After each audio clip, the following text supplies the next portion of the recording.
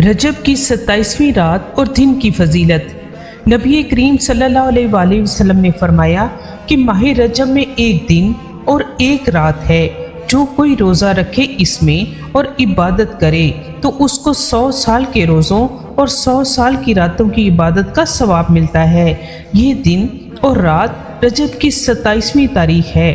21ویں اور 27ویں شب کی نماز۔ نبی کریم صلی اللہ علیہ وسلم نے فرمایا کہ اس نماز کو رجب کی 21ویں اور 27ویں شب میں پڑھنے والے کے لیے 5 چیزوں کی بشارت ہے۔ نمبر 1، زندگی میں مخلوق کا محتاج نہ ہوگا۔ نمبر 2، دنیا سے ایمان سے رخصتی ہوگی۔ نمبر 3، قبر کشادہ ہوگی۔ نمبر 4، جنت عطا ہوگی۔ نمبر 5، اللہ جل شانہ کا دیدار عطا ہوگا۔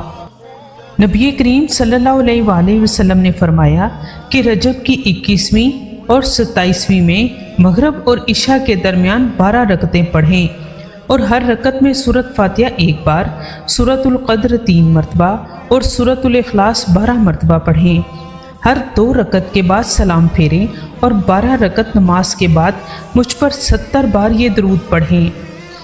بسم اللہ الرحمن الرحیم، اللہم صلی علی محمد النبی الامی وعلی آلہ وسلم۔ پھر سجدہ میں 70 بار پڑھیں، بسم اللہ الرحمن الرحیم، سبوح قدوس ورب الملائکۃ والروح، اور سجدہ سے سر اٹھا کر 70 بار پڑھیں، بسم اللہ الرحمن الرحیم، رب اغفر وارحم وتجاوز عما تعلم فإنک انت العزیز العظیم۔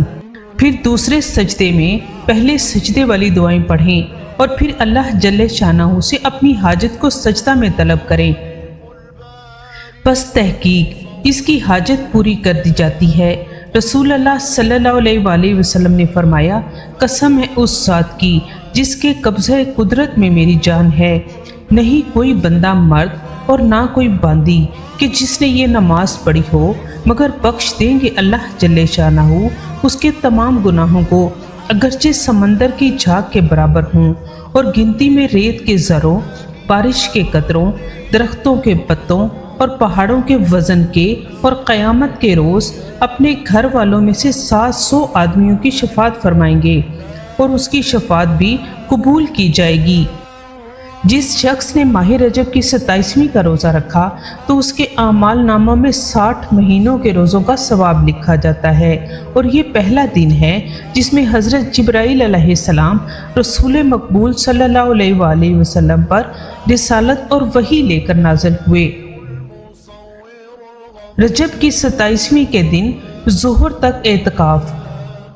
ظہر کی نماز پڑھ کر تھوڑی دیر نفل پڑھیں، پھر 4 رکعتیں پڑھیں۔